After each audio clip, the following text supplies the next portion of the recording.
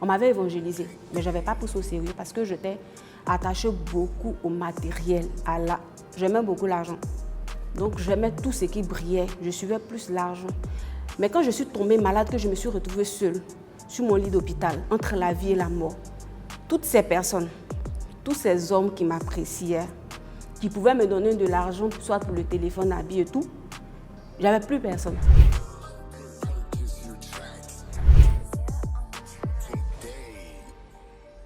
Je suis née d'une jeune dame élève, donc je n'ai pas forcément grandi dans une famille convertie.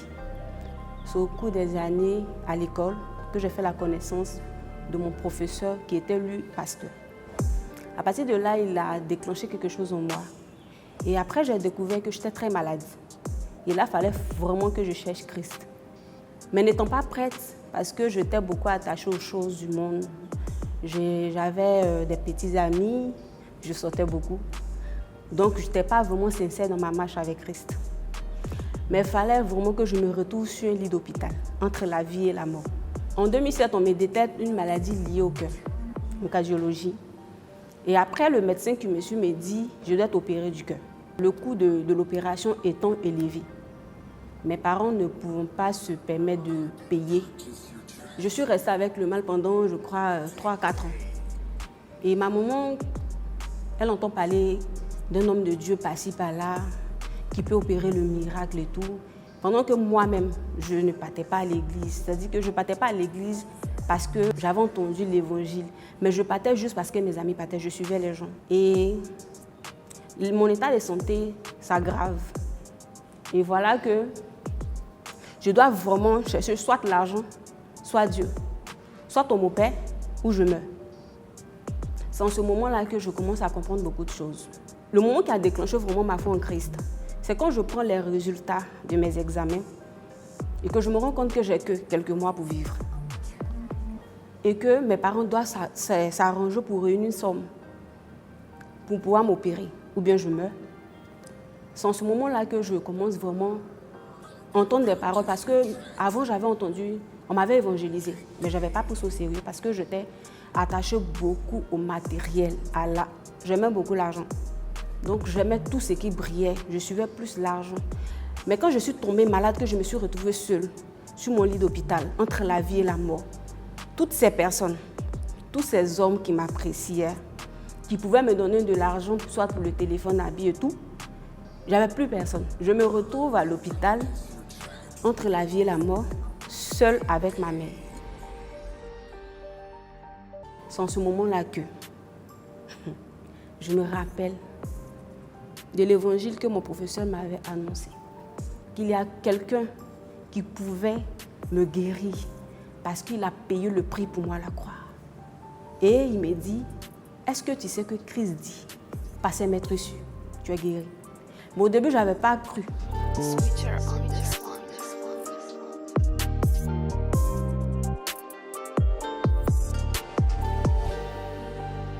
Je n'avais pas pris ça au sérieux. Mais il a fallu ce moment-là pour que je me réveille. Et j'ai demandé à ma maman, je ne veux pas me faire opérer.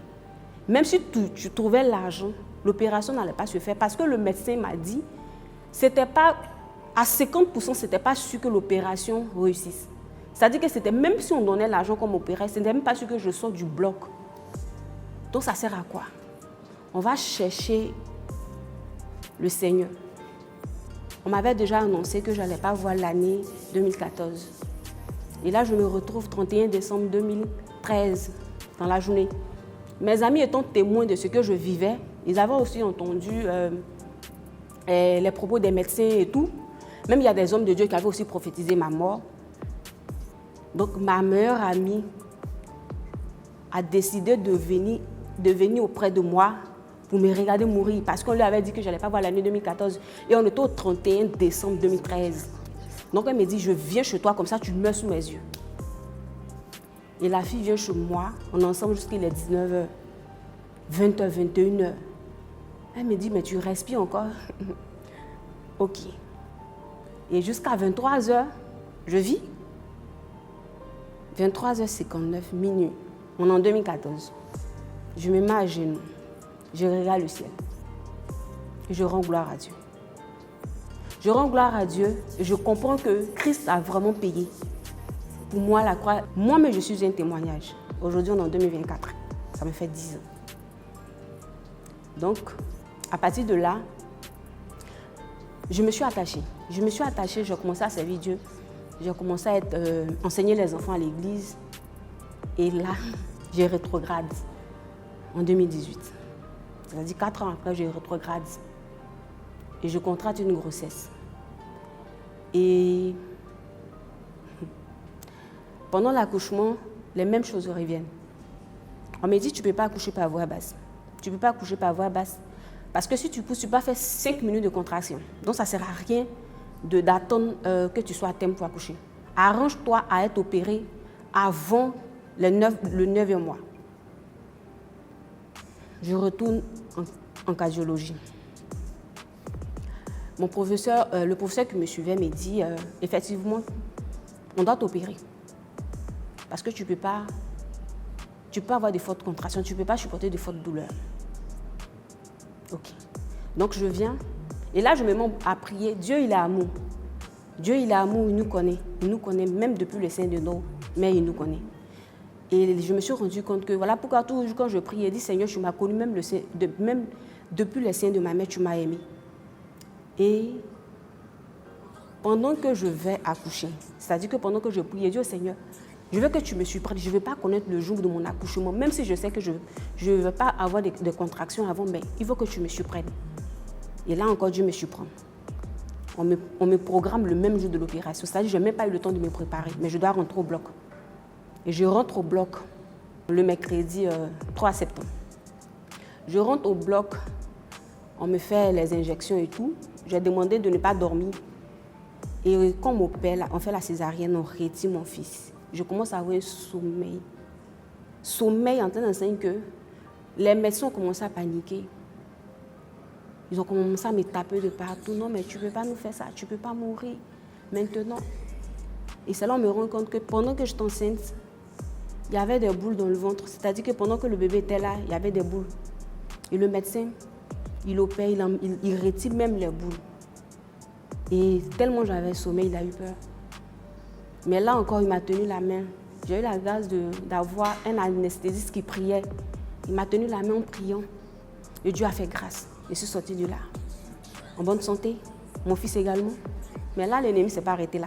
Parce que même en salle d'hospitalisation, il s'est manifesté. J'ai failli perdre la vie qu'ils ont retiré la sonde. Et à partir de là, après que je sois sortie là, mon enfant a commencé à grandir. Ma vie a pris de tournure. J'étais désespérée. Je ne partais plus à l'église, j'avais tout perdu. J'étais coupée de mes parents parce que je suis allée m'installer ailleurs avec mon fils. Et là, il fallait que je revienne. Et c'est en ce moment que je me suis rendu compte que j'avais lâché la main de Dieu. Et je me réveille. Et voilà que je coupais tout parce que je ne voulais plus aller dans n'importe quelle église. Il fallait que je m'asseye.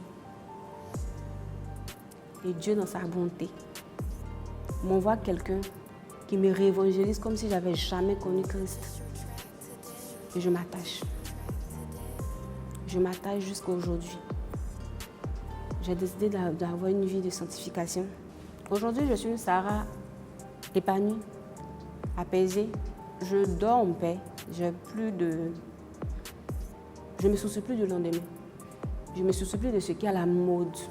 Je peux me permettre de changer de boulot. C'est une grâce. C'est-à-dire que quand je travaille quelque part, avant, ce sont les choses que je ne pouvais pas faire. On me faisait chanter, des patrons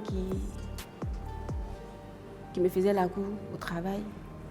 Et j'étais là parce que je me disais que mais si j'arrête là, où est-ce que j'enlève l'argent? Mais je me dis aujourd'hui que Dieu prend soin de moi. Donc je ne vais pas accepter les chantages des hommes. Donc aujourd'hui, je peux me permettre d'arrêter un boulot. Si un quelconque patron me fait des chantages, s'il veut d'abord aller avec moi avant quoi que ce soit, j'arrête. Et parce que même je me dis, même si je ne travaille pas avec lui aujourd'hui, le Seigneur prendra soin de moi et il va me donner d'autres choses. Et aujourd'hui, je suis tellement épanouie. Je vais décider de m'accrocher réellement à Dieu. de servir dans la maison de Dieu. Et Dieu m'a fait la grâce de rencontrer quelqu'un et faire de moi sa femme. Donc, je me marie bientôt. Voilà. Donc, c'est ça. Chris m'a aimé.